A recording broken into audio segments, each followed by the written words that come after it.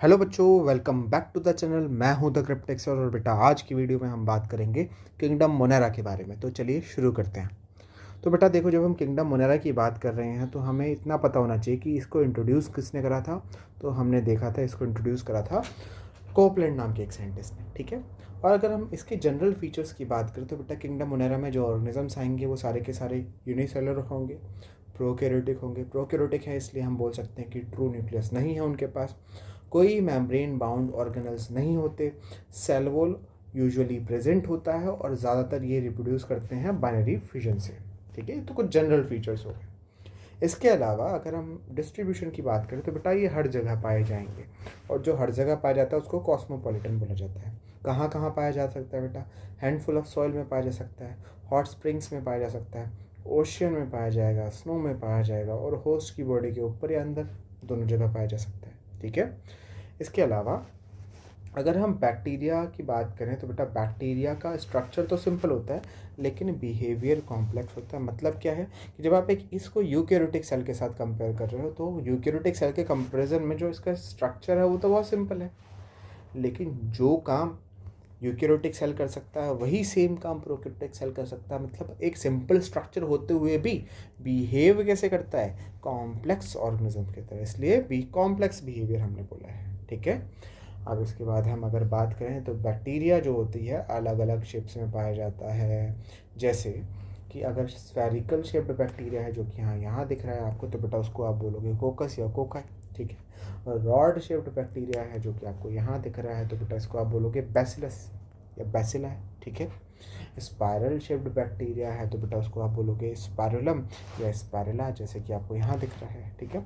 उसके बाद अगर कोमा शेप्ड बैक्टीरिया है तो आप इसको बोलोगे विब्रियो, यहाँ पे विब्रियो, ठीक है। तो ये कुछ शेप्स हैं जो आपको बैक्टीरिया की याद रखनी है, ठीक है। अब अगर हम आगे बढ़ते हैं, bacteria as a group show most extensive metabolic diversity. ये इंपॉर्टेंट है बेटा, most extensive metabolic diversity show करता है। हम यहाँ पे सिर्फ सिंगल बैक्टीरिया की बात नहीं कर रहे, हम यहाँ पे बात कर रहे हैं कि हमने बहुत सारे बैक्टीरिया उठा लिए और उन सब की स्टडीज़ करी और देखा कि उनमें किस किस तरीके की मेटाबॉलिक एक्टिविटीज़ देखने को मिल रही है। और इन सब स्टडीज़ के बाद हमें पता चला कि बैक्टीरिया जो है वो एक ऐसा ग्रुप है जिसमें सबसे ज़्यादा मेटाबॉलिक एक्टिविटीज़ देखने को मिल सकते हैं, डिफरेंट डिफरेंट तरीके की, ठीक है। जैसे अगर हम रेस्पिरेशन की बात कर लें तो बेटा कुछ बैक्टीरिया ऐसे होते हैं जो ऑब्लिगेटरी एरोब्स होते हैं, कुछ ऐसे होते हैं जो फैकल्टेटिव एरोब्स होते हैं, कुछ ऐसे होते हैं जो फैकल्टेटिव एनारोब्स होते हैं, कुछ ऐसे होते हैं जो बेटा ऑब्लिगेटरी एरोब्स होते हैं। अब इन टर्म्स में डिफरेंस क्या है? देखो बेटा, जो ऑब्लिगेटरी एरोब्स होते हैं ये सिर्फ और सिर्फ ऑक्सीजन की प्रेजेंस में ही सर्वाइव करेंगे। अगर ऑक्सीजन होगी तो सर्वाइव करेंगे, ऑक्सीजन नहीं होगी तो नहीं कर पाएंगे। ऑब्लिगेटरी एनारोब्स जो होते हैं ये सिर्फ और सिर्फ ऑक्सीजन की एब्सेंस में ही रेस्पिरेशन कर पाते हैं, ऑक्सीजन की एब्सेंस में ही सर्वाइव करेंगे। अगर इनको ऑक्सीजन दे दो तो ये सर्वाइव नहीं कर पाएंगे, ठीक है। लेकिन जो फैकल्टेटिव बैक्टीरिया होते हैं वो अपने आप को अडेप्ट कर लेते हैं with respect to the changing environment. For example अगर फैकल्टेटिव एनारोब्स हैं तो ये प्राइमरीली तो ऑक्सीजन की प्रेजेंस में ही सर्वाइव करेंगे, लेकिन अगर ऑक्सीजन एब्सेंट हो जाए, अगर आप ये बोल दो कि ऑक्सीजन नहीं है, तो ये शिफ्ट हो जाते हैं और क्या करने लगते हैं? ऑक्सीजन की एब्सेंस में सर्वाइव करने लगते हैं, ऑक्सीजन की एब्सेंस में रेस्पिरेशन करने लगते हैं। तो अब तो यहाँ इन्होंने क्या करा, अपने आपको एरोबिक से एनारोबिक की तरफ शिफ्ट कर लिया ताकि ये सर्वाइव कर पाए। उसी तरीके से जो फैकल्टेटिव एरोब्स हैं ये प्राइमरीली तो ऑक्सीजन की एब्सेंस में सर्वाइव करते हैं, लेकिन अगर ऑक्सीजन नहीं है, अगर ऑक्सीजन प्रेजेंट हो गई, ठीक है, तो ये अपने आप को शिफ्ट कर लेंगे। कहाँ से? ये अपने आप को शिफ्ट कर लेंगे और ये ऑक्सीजन की प्रेजेंस में सर्वाइव करने लग जाएंगे। तो बेटा ये वो बैक्टीरिया है जिनको सर्वाइव करना आता है, ये पलट जाते हैं, पलटू हैं, नीतीश कुमार है, ठीक है। अब हम आगे बात कर लेते हैं बेटा, सेकंड जो पार्ट है हमारे पास न्यूट्रिशन, उसकी। न्यूट्रिशन दो तरीके का है, एक ऑटोट्रॉफिक और दूसरा हेटरोट्रॉफिक न्यूट्रिशन। ऑटोट्रॉफिक न्यूट्रिशन बेटा दो तरीके का, एक फोटो ऑटोट्रॉफिक और दूसरा कीमो ऑटोट्रॉफिक। जब हम फोटो ऑटोट्रॉफिक न्यूट्रिशन की बात कर रहे हैं तो बेटा हम ये बोल रहे हैं कि यहाँ पर आप क्या करोगे कि जो लाइट एनर्जी है उसको कन्वर्ट करोगे किस में? एटीपी में, और फिर इस एटीपी को यूज़ करोगे कार्बन डाइऑक्साइड से कार्बोहाइड्रेट बनाने के लिए, मतलब शुगर्स बनाने के लिए, ठीक है। लेकिन कीमो ऑटोट्रॉफिक ऑर्गेनिजम्स में क्या होता है कि मान लो आपके पास कोई इनऑर्गेनिक कंपाउंड है एक्स, आपने इसको ऑक्सीडाइज करा और क्या बनाया वाई, आपने इसका क्या करा है बेटा ऑक्सीडेशन करा है। ऑक्सीडेशन के टाइम पर क्या निकलेगी, एनर्जी निकलेगी। तो केमिकल ऑक्सीडेशन के टाइम पर कुछ एनर्जी निकल रही है, इस एनर्जी को किस में कन्वर्ट किया, एटीपी में कन्वर्ट किया, और फिर इस एटीपी का यूज़ करा आपने कार्बन डाइऑक्साइड से क्या बनाने के लिए, कार्बोहाइड्रेट बनाने के लिए। अगर ऐसा करोगे तो आप बोलोगे कि कीमो ऑटोट्रॉफिक न्यूट्रिशन देखने को मिल रहा है, ठीक है। और यहाँ पर आपको कौन से बैक्टीरिया आ जाते हैं, तो बेटा नाइट्रीफाइंग बैक्टीरिया यहाँ पर आ जाते हैं। नाइट्रीफाइंग बैक्टीरिया इसका एग्जाम्पल होता है, ठीक है। और अगर हम बात करें कि फोटो ऑटोट्रॉफिक बैक्टीरिया का एग्जाम्पल क्या है, तो बेटा यहाँ पर आता है ब्लू ग्रीन एल्गी, और आता है पर्पल सल्फर बैक्टीरिया, और जाता है आपके पास ग्रीन सल्फर बैक्टीरिया, ठीक है। इसके अलावा बेटा हमारे पास दूसरी कैटेगरी है हेट्रोट्रॉफिक ऑर्गेनिजम्स की। हेट्रोट्रॉफिक बैक्टीरिया वो हैं जो दूसरों पे डिपेंडेंट है, खुद का खाना खुद नहीं बना सकते। जैसे अब इसमें एक आता है जिसको आप बोलते हो बेटा पैरासिटिक न्यूट्रिशन, दूसरा आता है सैप्रोफिटिक, और तीसरा आता है सिम्बायोटिक। जब हम बात करते हैं पैरासिटिक की, तो ये जो ऑर्गेनिज्म है ये अपना खाना कहाँ से लेता है, ये अपना खाना लेता है फ्रॉम लिविंग होस्ट। कहाँ से लेता है बेटा, फ्रॉम लिविंग होस्ट, किसी लिविंग होस्ट के अंदर, किसी लिविंग ऑर्गेनिज्म के अंदर रहेगा और उसी से न्यूट्रिशन लेगा, और ज़्यादातर केसेस में तो उसको डिजीज़ कॉज करता है, तो बेटा एक पैथोजन की तरह भी काम कर रहा है। सैप्रोफिटिक कहाँ से लेता है बेटा अपना खाना, तो from dead and decaying organic matter, it takes it nutrition from dead and decaying organic matter, dead and decaying organic matter से खाना लेगा, ठीक है। और तीसरा आता है आपके पास सिम्बायोटिक। सिम्बायोटिक एक तरीके का म्यूचुअलिस्टिक रिलेशनशिप है, म्यूचुअलिज्म है, ठीक है। ये हम थोड़ी देर में बात करेंगे इसके बारे में, ठीक है। तो ये बेटा हम देख पा रहे हैं कि रेस्पिरेशन अलग अलग प्रकार का हो रहा है, न्यूट्रिशन अलग अलग प्रकार का मिल रहा है। तो इसलिए हम बोल रहे हैं कि सबसे ज़्यादा extensive metabolic diversity bacteria as a group या किंगडम मोनेरा में देखने को मिल जाती है, ठीक है। अब अगर हम आगे बात करें तो बेटा रिप्रोडक्शन, तो रिप्रोडक्शन दो तरीके का होता है, एक आप बोल रहे हो एसेक्सुअल और दूसरा बोल रहे हो बेटा पैरासेक्सुअल। सबसे पहले एसेक्सुअल रिप्रोडक्शन की बात कर लेते हैं। इसमें दो आ जाते हैं, एक बाइनरी फ्यूजन और दूसरा होता है एंडोस्पोर फॉर्मेशन। अब ये बैक्टीरिया बाइनरी फ्यूजन कब करेगा, तो ये बैक्टीरिया बाइनरी फ्यूजन करता है बेटा फेवरेबल कंडीशन में। ये कब होता है बेटा, फेवरेबल कंडीशन में होता है, ठीक है। इसमें एक बैक्टीरियल सेल है, ये क्या करेगी, डिवाइड करेगी, और डिवाइड करके दो बैक्टीरियल सेल में कन्वर्ट हो जाती है। तो that is simple binary fusion, जो आपने पढ़ा है वही होता है, ठीक है। एंडोस्पोर फॉर्मेशन तब होता है जब कंडीशन कैसी है, अनफेवरेबल कंडीशन है। अनफेवरेबल कंडीशन है तो एंडोस्पोर बनेगा। अब बेटा यहाँ पर क्या होगा कि अगर आपके पास एक बैक्टीरिया है, अगर आपके पास एक बैक्टीरिया है तो एक ही एंडोस्पोर बनेगा, ठीक है। एक बैक्टीरिया से एक एंडोस्पोर बनेगा, और जब फेवरेबल कंडीशन आएगी तो ये एक एंडोस्पोर से वापस से एक ही बैक्टीरिया बनेगा। तो यहाँ पे बैक्टीरिया का नंबर तो बढ़ नहीं रहा है, मतलब रिप्रोडक्शन का मेथड तो नहीं है एंडोस्पोर फॉर्मेशन, तो किसका मेथड है, तो बेटा एक पेरिनेशन का मेथड है। It is a perennating structure, it is a perennating structure. Perennating structure उसको कहते हैं जो कि आपको बुरे समय के पार ले जाने की में हेल्प करे, या बुरे समय से ओवरकम कराने में हेल्प करे, ठीक है। तो एंडोस्पोर नंबर नहीं बढ़ा रहा है, वो बैक्टीरिया को जिंदा रखेगा जब तक कि अनफेवरेबल कंडीशन ख़त्म नहीं हो जाती है, ठीक है। अब हम पैरासेक्सुअल मोड ऑफ रिप्रोडक्शन की बात करें तो इसको पैरासेक्सुअल पहली बात तो बोल क्यों रहे हैं, हमें किस पागल कुत्ते ने काटा है कि हम पैरासेक्सुअल बोल रहे हैं। देखो बेटा यहाँ पर क्यों पैरासेक्सुअल बोल रहे हो, क्योंकि यहाँ पर मियोसिस नहीं हो रहा। अगर हम बात करें मियोसिस की तो मियोसिस नहीं है, मियोसिस नहीं है। दूसरा अगर हम बात करें गैमीट फॉर्मेशन की तो बेटा गैमीट फॉर्मेशन भी नहीं होता। अगर हम बात करें बेटा गैमीट फ्यूजन की तो गैमीट का फ्यूजन भी नहीं होता। तो हम इसको पैरासेक्सुअल क्यों बोल रहे हैं बेटा, क्योंकि यहाँ पर रिकॉम्बिनेशन दिखता है, रिकॉम्बिनेशन देखने को मिलता है। और रिकॉम्बिनेशन आपको तभी देखने को मिलेगा जब a sort of sexual reproduction हो रहा हो, ठीक है। तो बेटा पैरासेक्सुअल मोड ऑफ रिप्रोडक्शन एक प्रिमिटिव तरीका है डीएनए ट्रांसफ़र का, primitive method of DNA transfer, primitive method of DNA transfer, ठीक है। प्रिमिटिव मेथड है डीएनए ट्रांसफ़र का, कहाँ से कहाँ तक बेटा, डोनर से रेसिपिएंट तक। अब इसमें 3 तरीके से पैरासेक्सुअल मोड ऑफ रिप्रोडक्शन किया जा सकता है बेटा, ट्रांसफॉर्मेशन, कॉन्जुगेशन एंड ट्रांसडक्शन। देखो बेटा, जब हम ट्रांसफॉर्मेशन की बात करते हैं तो एक डोनर बैक्टीरिया है और एक रेसिपिएंट बैक्टीरिया है। डोनर बैक्टीरिया अपना डीएनए का पार्ट बाहर फेंकेगा मीडियम में, डीएनए मीडियम में रिलीज़ करो, और ये जो रेसिपिएंट बैक्टीरिया अगर कॉम्पिटेंट होगा तो इस डीएनए को मीडियम से ले लेगा और अपने जीनोम के साथ इंटीग्रेट कर लेगा। तो बेसिकली जो रिसिपिएंट है उसके पास उसका खुद का जीनोम होगा और साथ में ये जो बाहर से जो डोनर का जीनोम आया वो होगा, तो रिकॉम्बिनेशन हो गया। ठीक है। कॉन्जुगेशन में क्या होता है? कॉन्जुगेशन में रिक्वायर्ड होता है एक एफ फैक्टर का। किसकी रिक्वायरमेंट होती है? एफ फैक्टर की ज़रूरत पड़ती है। अब ये एफ फैक्टर हो सकता है प्लाज्मिड में प्रेजेंट हो सकता है जीनोम में ही प्रेजेंट हो। तो बेटा एक डोनर है और एक रेसिपिएंट है। डोनर के पास एफ प्लस फैक्टर होता है, रेसिपिएंट के पास एफ फैक्टर नहीं होता। तो बेटा ये एक ट्यूब के थ्रू जुड़ते हैं। ये डोनर जो है रेसिपिएंट के से एक ट्यूब के थ्रू जुड़ता है और इसी ट्यूब के थ्रू ट्रांसफ़र होता है किसका?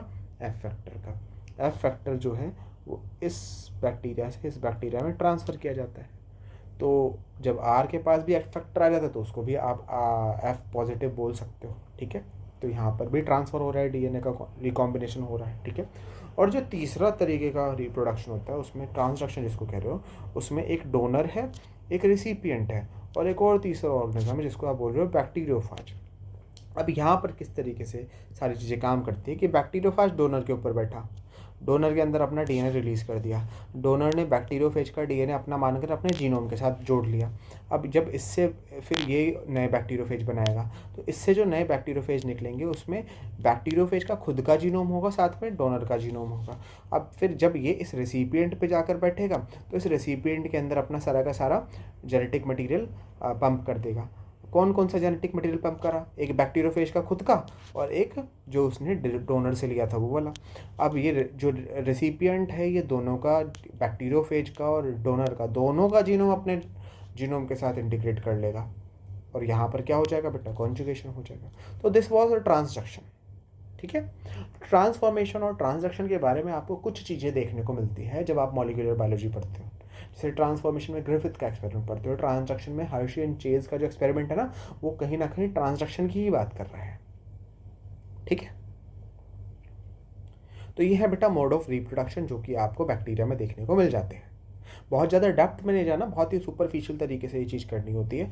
डेप्थ में तब जाएंगे बेटा जब हम नया सेशन स्टार्ट करेंगे, तब एक एक चीज़ अच्छे से बिल्कुल डीप में जाकर पढ़ाई जाएगी। Don't worry about that. ठीक है। अब हम आगे बढ़ते हैं बेटा। आगे हमें class different types of bacteria के ग्रुप्स की बात करनी है। इसमें सबसे पहला आता है बेटा आपके पास आर के बैक्टीरिया। आर के बैक्टीरिया को बेटा एक्सट्रीमोफाइल्स भी बोलते हैं। क्यों बोलते हैं एक्सट्रीमोफाइल्स? क्योंकि ऐसे कंडीशंस में रहते हैं जहाँ पर किसी नॉर्मल लिविंग ऑर्गेनिजम्स बहुत समय तक नहीं रह पाते, इसलिए इनको एक्सट्रीमोफाइल्स बोला जाता है। दूसरी चीज़ ये कि इनको ओल्डेस्ट लिविंग फॉसिल बोला जाता है, सबसे पुराने लिविंग ऑर्गेनिजम्स हैं ये। एक्सट्रीमली हार्श हैबिटेट में पाए जाएंगे, ऐसी जगह जहाँ कोई नहीं रहता वहाँ ये पाए जाएंगे। कहाँ पाए जा सकते हैं? तो मार्शी एरियाज़ में पाए जा सकते हैं, और जो बैक्टीरिया मार्शी एरियाज़ में पाए जाते हैं उनको मिथेनोजेंस बोल दिया जाता है। दूसरा, सॉल्टी कंडीशंस में पाए जाते हैं, जो सॉल्टी कंडीशंस में पाए जाते हैं उनको हेलोफाइल्स बोल दिया जाता है। तीसरा, हॉट स्प्रिंग्स में पाए जाते हैं, जो हॉट स्प्रिंग्स में पाए जाते हैं उनको बेटा थर्मोसिडोफाइल्स बोल दिया जाता है। अब ये कंडीशंस तो बहुत एक्सट्रीम है, किस तरीके से सर्वाइव कर पाते हैं? तो ये सर्वाइव कर पाते हैं because of a different cell wall structure. जो यहाँ सेल वॉल है वो बेटा स्यूडोम्यूरिन की बनी होती है, ये पेप्टाइडोग्लाइकन की नहीं बनी होती, यहाँ म्यूरिन की नहीं बनी है। किस चीज़ की बनी है बेटा? स्यूडोम्यूरिन की बनी है। इसी वजह से ये सर्वाइव कर पाते हैं। ठीक है। इसके अलावा अगर हम तीनों बैक्टीरियल ग्रुप्स को देख लें, जो कि है आपके पास मिथेनोजेंस, हेलोफाइल्स एंड थर्मोसिडोफाइल्स, तो आपको क्या डिफरेंसेस देखने को मिलता है? सबसे पहले हम बात कर लेते हैं बेटा हैबिटेट, मतलब रहता कहाँ पर है। तो अगर हम बात करें मिथेनोजेंस की तो ये मार्शी एरियाज़ में पाए जाते हैं, और जो र्यूमिनेंट कैटल्स होती हैं उनकी गट में या रूमेन में पाए जाते हैं। अब ये क्या करेंगे? उनकी गट में रहकर जो सेलुलोज है उसको डिग्रेड करने का काम करते हैं, एक चीज़ तो ये। और दूसरा, ये जो डंग में प्रेजेंट होते हैं, ये डंग को डाइजेस्ट करते हैं और उसको कन्वर्ट कर देते हैं मीथेन गैस में, और बिकॉज ये मीथेन गैस बनाने में हेल्प करते हैं इसलिए इनको मिथेनोजेंस भी बोला जाता है। दूसरा बेटा हेलोफाइल्स। हेलोफाइल्स कहाँ मिलते हैं बेटा? हाइपर सलाइन लगून्स में या फिर डेड सी में, जहाँ सॉल्ट कंसनट्रेशन बहुत ज़्यादा है। और तीसरा थर्मोसिडोफाइल्स, जो कहाँ मिलते हैं? हॉट स्प्रिंग्स में पाया जाता है, जहाँ टेम्परेचर 80 डिग्री सेल्सियस के आसपास है और pH 2 से कम होता है। दूसरा होता है बेटा nutrition, second one is nutrition. अब न्यूट्रिशन के बेसिस पर अगर हम इन तीनों को डिफ्रेंशिएट करें तो बेटा जो मिथेनोजेंस होते हैं वो कीमो ऑटोट्रॉफिक होते हैं, हेलोफाइल्स सैप्रोफिटिक होते हैं, और थर्मासिडोफाइल्स कीमो ऑटोट्रॉफिक ऑर्गेनिजम्स होते हैं। ठीक है, ये टर्म्स क्या होती हैं हम अभी समझाए हैं थोड़ी देर पहले। तीसरा होता है बेटा रेस्पिरेशन। रेस्पिरेशन जो होता है उसमें अगर मेथेनोजेंस की बात करें तो ऑब्लिगेटरी एनारोबिक रेस्पिरेशन देखने को मिलता है, मतलब सिर्फ ऑक्सीजन की एब्सेंस में सर्वाइव करेंगे, रेस्पिरेशन करेंगे। लेकिन हेलोफाइल्स और थर्मासिडोफाइल्स दोनों फैकल्टेटिव एनारोबिक बैक्टीरिया होते हैं, मतलब प्राइमरीली तो एरोबिक होते हैं लेकिन ये ऑक्सीजन की एब्सेंस में भी सर्वाइव कर सकते हैं, अपने आप को सर्वाइव करा सकते हैं। ठीक है, so these were the anaerobic archaebacteria. अब आर्के बैक्टीरिया के बाद जो हमारे पास अगला ग्रुप है पढ़ने को, उसका नाम है बेटा यू बैक्टीरिया। यू बैक्टीरिया को आप बेटा ट्रू बैक्टीरिया भी बोल देते हो। ठीक है, क्या कैरेक्टरिस्टिक्स हैं कि हाँ सेल वॉल किस चीज़ की बनी है, पेप्टाइडोग्लाइकन की बनी है। पेप्टाइडोग्लाइकन का दूसरा नाम क्या बेटा, पेप्टाइडोग्लाइकन को दूसरा नाम होता है म्यूरिन, म्यूरिन बोलते हैं दूसरी लैंग्वेज में। ठीक है, अगर यहाँ ये बैक्टीरिया मोटाइल होंगे तो फ्लैजिला प्रेजेंट होगा इनमें, अगर मोटाइल नहीं होंगे तो फ्लैजिला नहीं प्रेजेंट होगा, सिंपल सी बात है। अब इसमें आपको दो ऑर्गेनिज्म पढ़ने हैं। पहले ऑर्गेनिज्म का नाम आता है cyanobacteria, first one is the cyanobacteria. ठीक है, अब ये जो साइनोबैक्टीरिया है इनको पुरानी भाषा में, पुराने टाइम में ब्लू ग्रीन एल्गी भी बोला जाता था। कहाँ रहना पसंद करते हैं तो बेटा ये अगर हम हैबिटेट की बात कर लें तो ज़्यादातर तो पानी में रहना पसंद करते हैं, जिसमें मरीन वाटर भी आ सकता है और फ्रेश वाटर भी आ सकता है, लेकिन कुछ फॉर्म्स ऐसी होती हैं जो ज़मीन पर रहना पसंद करती है। ठीक है, ज़्यादातर देखा गया है कि ये जो पॉल्यूटेड वाटर होता है उसमें बहुत आराम से फलते फूलते हैं। बॉडी अगर देखी जाए कैसी है तो बेटा सिंगल सेल्ड ऑर्गेनिज्म है, और ये सिंगल सेल्स बहुत सारी मिलकर कॉलोनी भी बना सकती है या फिलामेंट्स भी बना सकते हैं। ठीक है, अगर फिलामेंटस होगी तो ये सराउंडेड होगी म्यूसिलिजिनस शीथ से, लेकिन अगर कॉलोनी होगी तो उसके बाहर प्रेजेंट होगी जिलेटिनस शीथ। ठीक है, सुपरफिशियली देखें तो आप बोल सकते हो जिलेटिनस शीथ म्यूसिलिजिनस शीथ दोनों सेम ही है, बट अगर थोड़ा डीप में जाकर देखें तो ये दोनों एक दूसरे से थोड़ी सी डिफरेंट होती हैं। और तीसरा पॉइंट जो होता है न्यूट्रिशन के बारे में, तो बेटा ये फोटो ऑटोट्रॉफी का फोटोसिंथेसिस कर सकते हैं, और इससे पहले जितने भी बैक्टीरिया आए थे वो फोटोसिंथेसिस अगर कर रहे थे तो ऑक्सीजन रिलीज नहीं होती थी। ये पहले ऐसे बैक्टीरिया बने कि जिन्होंने फोटोसिंथेसिस करा और ऑक्सीजन भी रिलीज हुई। इसके अलावा इनके पास फोटोसिंथेसिस कर रहे हैं तो मतलब कोई ना कोई पिगमेंट प्रेजेंट होना चाहिए। क्या होता है बेटा, क्लोरोफिल होता है, और क्लोरोफिल एक किसके जैसा प्रेजेंट होता है बेटा, ग्रीन प्लांट्स के जैसा क्लोरोफिल प्रेजेंट होता है। ठीक है, तो अगर आप यहाँ बॉडी देखो तो बेटा दिस इज अ ट्राइकोम और अ filament, this is a trichome या फिर आप बोल सकते हो फिलामेंट ऑफ नॉस्टॉक का डायग्राम दे रखा है, या इसको आप एनाबीना बोल सकते हो, एनाबीना का भी डायग्राम हो सकता है, एनाबीना। ठीक है, दोनों ही फिलामेंटस साइनोबैक्टीरिया होते हैं, एनाबीना भी नॉस्टॉक भी। अब यहाँ पर अगर आप देखो तो एक के बाद एक सेल्स एक लाइन से जुड़ी हुई है और एक फिलामेंट जैसा स्ट्रक्चर बना रही है, और इसमें बाहर एक लेयर प्रेजेंट है जिसको आपने बोला है म्यूसिलिजिनस शीथ। इसके अलावा इसमें कुछ स्पेशल तरीके की सेल होती है जिसको आप नाम दे देते हो हेट्रोसिस्ट। अब अगर हम हेट्रोसिस्ट की बात करें तो ये क्या है, तो एक स्पेशल तरीके की सेल है जो फिलामेंटस फॉर्म में पाई जाती है। इस सेल में PS2 नहीं होता, इसके अलावा इसकी सेल वॉल भी बहुत थिक होती है। PS2 नहीं है तो ऑक्सीजन बनेगी नहीं, तो ऑक्सीजन अंदर ऑक्सीजन बनती नहीं है, और बाहर सेल वॉल मोटी है इसलिए बाहर से ऑक्सीजन अंदर आ नहीं सकती। तो देखो दो चीज़ हो रही है, ना तो अंदर ऑक्सीजन बन रही है ना बाहर से ऑक्सीजन आ रही है, और अगर दोनों ही नहीं हो रहा है तो बेटा कंडीशन कैसी बनी हुई है, एनारोबिक। ठीक है, ऑक्सीजन जहाँ नहीं होती उस कंडीशन को एनारोबिक बोलते हो, तो ऐसी कंडीशन बनी हुई है अंदर। ऐसी कंडीशन क्यों बनाई गई है, ताकि नाइट्रोजनस एंजाइम कॉम्प्लेक्स अपना काम कर सके, ताकि नाइट्रोजन फिक्सेशन हो सके। ठीक है, तो यहाँ लिखा भी है कि एनारोबिक कंडीशंस किस चीज़ के लिए चाहिए होती है, for the functioning of nitrogenous enzyme complex. इस चीज़ के लिए हमको एनारोबिक कंडीशन चाहिए होती है।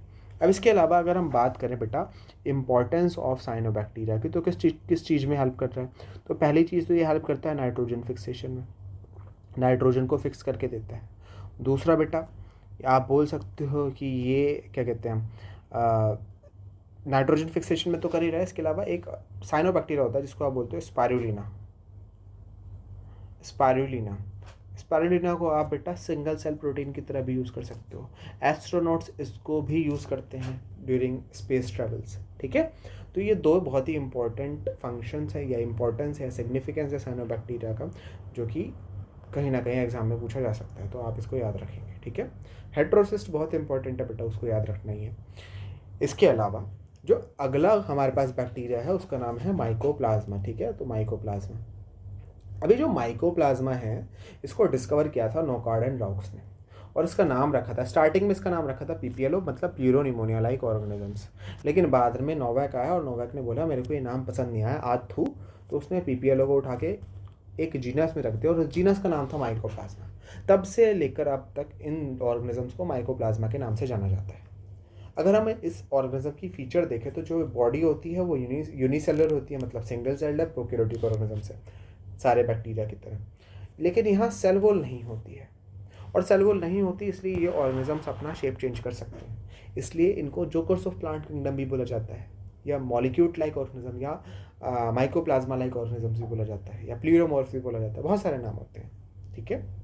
दूसरा, अगर हम न्यूट्रिशन की बात करें तो बेटा ये ज़्यादातर तो पैरासिटिक होते हैं, लेकिन कुछ जो होते हैं वो पैरासिटिक होते हैं। अब अगर पैरासिटिक है तो मतलब कुछ ना कुछ डिजीज़ कॉज करेगा। तो बेटा देखने को ये मिलता है कि ये प्लांट्स में भी डिजीज़ कॉज करता है और एनिमल्स में भी डिजीज़ कॉज करता है। एनिमल्स में एक डिजीज़ होती है जैसे कि प्लूरोनिमोनिया इन कैटल्स, इन काउ। ठीक है। मेल स्टेरिलिटी इन ह्यूमंस, ये एनिमल्स में होने वाली डिजीज़ है। इसके अलावा प्लांट्स में होने वाली भी डिजीज़ कुछ होती हैं, जैसे कि bunchy top of banana, which is broom of potato, grassy stem of sugar cane. ठीक है, ये सब प्लांट्स में होने वाली डिजीज़ है। इसके अलावा जो तीसरा पॉइंट रेस्पिरेशन से रिलेटेड है, उसमें आप ये बोल सकते हो कि यहाँ पे फैकल्टेटिव एनारोबिक रेस्पिरेशन देखने को मिलता है। ये फैकल्टेटिव एनारोब्स होते हैं, मतलब प्राइमरीली तो ऑक्सीजन की प्रेजेंस में सर्वाइव करेंगे, लेकिन अगर ऑक्सीजन नहीं मिली तो भी वो सर्वाइव कर सकते हैं। तो they can survive even in absence of oxygen. ये मतलब होता है फैकल्टेटिव एनारोब्स का, कि ऑक्सीजन की एब्सेंस में भी ये सर्वाइव कर सकते हैं। ठीक है, प्रेफर्ड ऑक्सीजन की प्रेजेंस में सर्वाइव करना है, लेकिन अगर ऑक्सीजन नहीं मिलती तो भी ये सर्वाइव कर सकते हैं। तो that's was mycoplasma for you guys. अब इसके बाद हम कुछ economic and ecological importance of bacteria की बात कर लेते हैं। अब कुछ इंपॉर्टेंस ऐसे होते हैं जिसकी वजह से पैसा या तो कम होता है, ज़्यादा बढ़ता है, और दूसरा होता है बेटा इकोलॉजिकल इंपॉर्टेंस, जिससे कि हमारा इकोसिस्टम पे इम्पैक्ट पड़ता है। जैसे कि बेटा हार्मफुल इफेक्ट्स हो गए। हार्मफुल इफेक्ट्स में ऑब्वियस सी बात है डिजीज़ कॉजिंग बैक्टीरिया आएंगे। अब डिजीज़ कॉजिंग बैक्टीरिया जितने भी हैं वो तो पैरासिटिक है, तो जितने भी पैरासिटिक मोड ऑफ न्यूट्रिशन है उसमें सब यही बैक्टीरिया के नाम आ जाएंगे। इसमें एक आता है बेटा सिट्रस कैंकर, एक डिजीज़ है जो कि ज़ैंथोमोनास सिट्राई नाम का एक बैक्टीरिया कॉज करता है। Bacterial blight of rice is caused by Xanthomonas Oryza. Black rot of mustard कौन कॉज करता है? Xanthomonas campestris. कोलेरा कौन कॉज करता है? बेटा विब्रियो कोलेरा। टाइफाइड कौन कॉज करता है? तो बेटा सैल्मोनेला टाइफी। टिटनस कौन कॉज करता है? तो बेटा क्लोस्ट्रीडियम टिटनी। तो ये कुछ 6 डिजीज़ के नाम हैं, और उनको कौन ऑर्गेनिजम्स कॉज करते हैं उसके नाम है। ठीक है। इसके बाद अगर हम यूज़फुल इफेक्ट्स की बात करें तो बेटा यूज़फुल इफेक्ट्स में सबसे पहला आता है अमोनिफाइंग बैक्टीरिया। अमोनिफाइंग बैक्टीरिया का काम क्या है बेटा? कि ये सिंपल सी चीज़ है, प्रोटीन को तोड़ेंगे और प्रोटीन को तोड़ तोड़ कर अमोनिया में कन्वर्ट कर देंगे। ठीक है। दूसरे बैक्टीरिया आते हैं बेटा नाइट्रीफाइंग बैक्टीरिया। नाइट्रीफाइंग बैक्टीरिया कैसे होते हैं? They are chemoautotrophs. ये कैसे होते हैं बेटा? कीमो ऑटोट्रॉफिक बैक्टीरिया है। अमोनिफाइंग कैसे होते हैं बेटा? अमोनिफाइंग बैक्टीरिया जो होते हैं वो सैप्रोफिटिक बैक्टीरिया होते हैं। ठीक है। अब अमोनिफाइंग बैक्टीरिया क्या करते हैं बेटा? सॉरी, नाइट्रीफाइंग बैक्टीरिया क्या करते हैं? अमोनिया लेते हैं, अमोनिया को ऑक्सीडाइज करते हैं, नाइट्राइट बनाते हैं, नाइट्राइट को फर्दर ऑक्सीडाइज करते हैं, नाइट्रेट बनाते हैं। ठीक है। तो इसमें क्या क्या ऑर्गेनिजम्स आ जाते हैं, कौन कौन से बैक्टीरिया आ जाते हैं? तो बेटा एक आता है नाइट्रोकोकस, दूसरा आता है नाइट्रोसोमोनास। ये अमोनिया को नाइट्राइट में कन्वर्ट करते हैं, NO2 में कन्वर्ट करते हैं, NO2 नेगेटिव में कन्वर्ट करते हैं। उसके बाद नाइट्राइट को नाइट्रेट में कन्वर्ट करने के लिए आता है नाइट्रोबैक्टर, और दूसरे बैक्टीरिया का नाम है बेटा नाइट्रोसिस्टिस। ठीक है। तो ये चीज़ आपको याद रखनी है। इसके बाद नाइट्रोजन फिक्सिंग बैक्टीरिया होते हैं कुछ। नाइट्रोजन फिक्सिंग बैक्टीरिया जो एटमॉस्फेरिक नाइट्रोजन को फिक्स करते हैं, एब्जॉर्बेबल फॉर्म्स में कन्वर्ट करते हैं। अब इसमें कुछ बैक्टीरिया ऐसे होते हैं जो फ्री लिविंग होते हैं, अकेले रहते हैं, जैसे कि एजोटोबैक्टर एक बैक्टीरिया हो गया, और दूसरा हो गया बेटा एजोस्पिरेलम। Azotobacter and एजोस्पिरेलम। ठीक है। ये 2 बैक्टीरिया हैं जो फ्री लिविंग नाइट्रोजन फिक्सेशन करते हैं। दूसरे होते हैं बेटा सिम्बायोटिक। सिम्बायोटिक में एक बैक्टीरिया आता है राइजोबियम, एक बैक्टीरिया आ गया राइजोबियम, और दूसरा आता है फ्रैंकिया। Rhizobium and Frankia. तो ये नाइट्रोजन फिक्सिंग बैक्टीरिया है। ठीक है। इसके अलावा एक बहुत ही इम्पॉर्टेंट जो पार्ट है इकोनॉमिक इम्पोर्टेंस का, वो है एंटीबायोटिक प्रोडक्शन। आज के टाइम पर हम ज़्यादातर एंटीबायोटिक्स बैक्टीरिया से निकालते हैं। एक स्पेसिफिक कैटेगरी होती है एक्टिनोमाइसीटी, वहाँ से निकालते हैं। लेकिन कुछ अभी भी दूसरे बैक्टीरिया से निकलते हैं, जैसे कि बेसिट्रासिन नाम का एक बेसिट्रासिन, एक होता है सप्टिलिन। ये एंटीबायोटिक्स है। बेसिट्रासिन कहाँ से मिलता है? बैसिलस लाइकेनिफॉर्मिस से, बैसिलस लाइकेनिफॉर्मिस से ऑब्टेन होता है। और बेटा सप्टिलिन कहाँ से मिलता है? तो सप्टिलिन मिलता है बैसिलस सप्टिलिस से। और ये दोनों ऐसे एंटीबायोटिक है जो सेल वॉल को इन्फ्लुएंस करते हैं। इसके अलावा दूसरे एंटीबायोटिक्स भी होते हैं, जैसे कि क्लोरमफेनिकोल, और क्या होता है? टेट्रासाइक्लिन। ठीक है। अब ये जो बेसिट्रासिन है और दूसरा बेटा सप्टिलिन है, ये इन्फ्लुएंस करता है सेल वॉल सिंथेसिस को। बेसिट्रासिन और सप्टिलिन सेल वॉल को बनाने से रोकता है। क्लोरमफेनिकोल और टेट्रासाइक्लिन जो है ये प्रोटीन सिंथेसिस को इनहिबिट करते हैं, इन्फ्लुएंस करते हैं किसी तरीके से। तो अगर मैं ये पूछूं कि माइकोप्लाज्मा को मारना है आपको, तो माइकोप्लाज्मा को मारने के लिए कौन सी एंटीबायोटिक ज़्यादा बेटर रहेगी? बेसिट्रासिन या क्लोरमफेनिकोल? देखो, जो बेसिट्रासिन है वो तो सेल वॉल को इन्फ्लुएंस करेगी, सेल वॉल को रोककर सेल वॉल को बनने नहीं देगी, इसलिए मरेगा बैक्टीरिया। लेकिन क्लोरमफेनिकोल प्रोटीन सिंथेसिस को मार के को जब इन्फ्लुएंस करोगे तब मरेगा बैक्टीरिया। तो बेटा माइकोप्लाज्मा के बाहर तो कोई सेल वॉल होती ही नहीं है, तो अगर आपने उसको सिर्फ बेसिट्रासिन दिया तो उस पर कोई इफेक्ट होना ही नहीं है, तो बैक्टीरिया मरेगा भी नहीं। तो अगर आपको माइकोप्लाज्मा को मारना है तो आपको ऐसा एंटीबायोटिक यूज़ करना पड़ेगा जो कि प्रोटीन सिंथेसिस मशीनरी को इन्फ्लुएंस करे, इम्पैक्ट करे। ठीक है। तो बेटा ये है आपके economic and ecological importance of bacteria. और इसी के साथ बेटा हमारा आज का ये लेक्चर कंप्लीट होता है। आई होप कि आपको ये लेक्चर समझ में आया हो, आई होप कि आपको ये पसंद आया हो। तो बेटा अगर आपको पसंद आया है तो बेटा लाइक करना, चैनल को सब्सक्राइब करना और इस वीडियो को शेयर कर देना। ठीक है। आज के लिए इतना ही, मिलते हैं आपसे नेक्स्ट वीडियो में। Thank you.